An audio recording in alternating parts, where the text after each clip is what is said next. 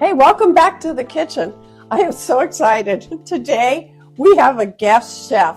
We are going to have a pie dough making smackdown.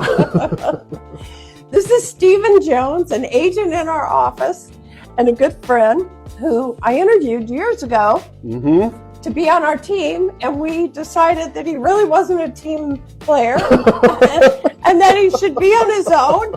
And he's been wildly successful at it. So we made a great. But I'm still a part of the team in my heart. Made a great decision for him. It's worked out pretty well, and I so appreciate you helping me find all that out. There you go. We did. So today, not only are we having a pie dough smackdown, because Stephen makes his pie dough different than I do, but his are always so beautiful. But we have a difference in rolling pins. So we have the battle of the rolling pins. I use a wooden one. He uses a marble one. He likes it for coldness. He may be teaching me a few things. I use white lily flour for my pastries. And I'm King Arthur, strongly.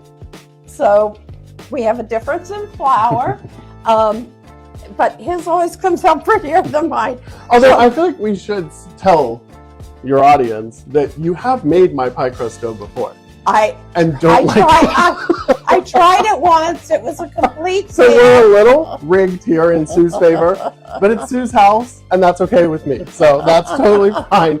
But my edges do crimp beautifully. Oh, they do. They do. We're going to give you the recipe for both crusts. So for me, I'm still learning to make good pie crust. It's been a goal for 50 years, and I'm still working on it. And I'm very arrogant and think mine's perfect. Okay, so I think the biggest difference between my pie crust and Stephen's secret ingredient, well, he has two. One's alcohol. The other secret ingredient is cream cheese. And I don't do anything fancy like that. I process my pie dough because I just think cutting butter and flour is hard. Start with 2.5 cups of flour, white lily flour. Good Southern flour. That's right. Which you can get up here now, which is fantastic. I get it at Wyland up on Indianola. You know, another thing is the lard I use. I want to talk about that a little bit. I use 1 cup of butter and 1/4 cup of lard, but the lard I get is from Sweetgrass Dairy. Make sure all your ingredients are cold. Apparently, I like mine colder than some people. That's not afraid to have it out.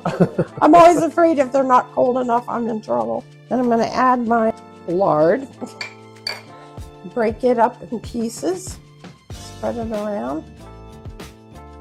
Makes for messy fingers. But so the concept behind food processor dough to me is not to over process. So I kind of watch it. I want the butter to be kind of pea size, so I just start the pulsing. And I'm gotta go a little while longer.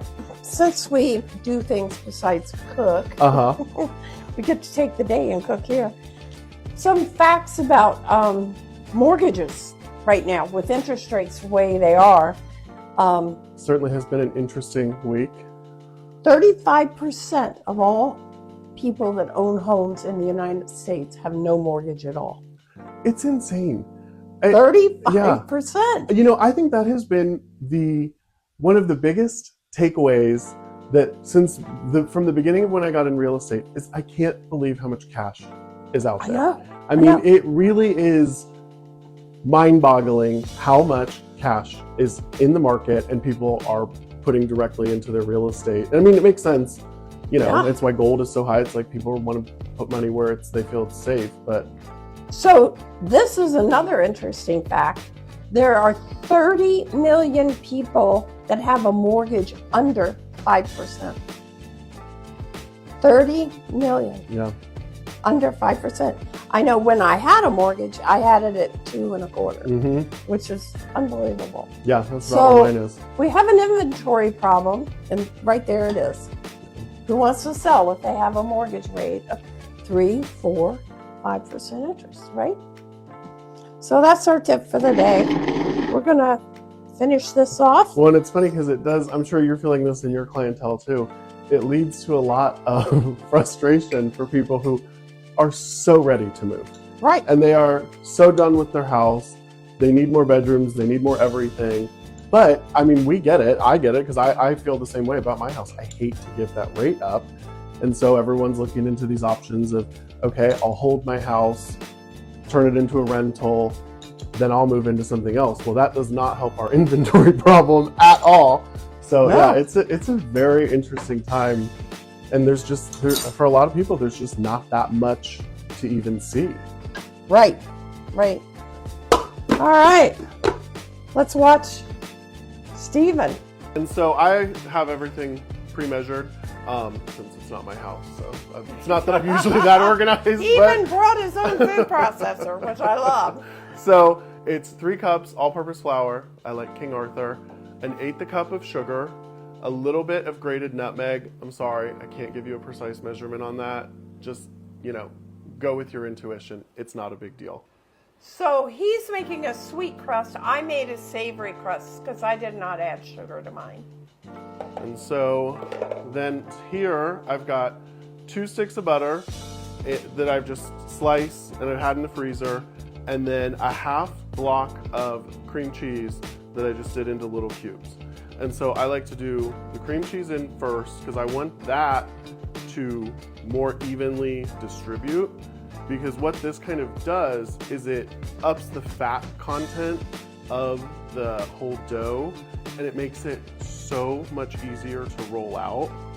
So I'll do 1 pulse with just the cream cheese in here before I add the butter.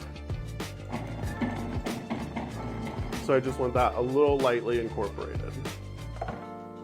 Maybe that's where I went wrong.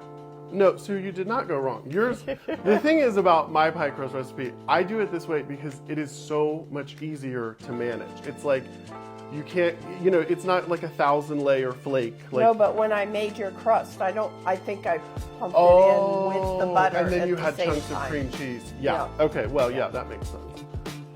And so now I'm just gonna add my butter. And this, I'm gonna want some small pieces and some big pieces, because if you have the big pieces, then as you roll out, it gets stretched, and that helps create some flake in the dough. And so this, I like to just pulse until the butter is really starting to incorporate.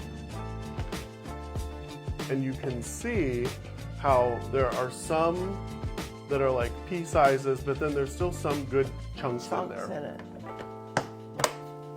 And now, for the alcohol. is where our pie crust gets very lush. I like vodka. Although it's funny because like for an apple pie, if I want a spiced crust and I add even more cinnamon and like clove to the actual pie crust itself, I'll use bourbon. Oh, we don't even measure. Nope. Just go until Is it cold? Until it's the consistency you want. And so what it'll do is then when it really starts to clump, do you hear the difference where it starts to really come together? Yeah. And I'm doing a very fine stream because I don't want a really wet dough, but it's a wetter dough than yours. Because of the alcohol? Let's check that. Yeah, since there's the vodka in there, we don't have to worry so much about it getting too wet. So vodka instead of water. Yep. Just a little more. And it's not even cold. No. Oh my gosh. And then I'm gonna make, this is a double crust. So one of these I'm not gonna roll out right away. So we'll put that here. And then the other one we will roll out right now. Pull out and have You want to use white lily?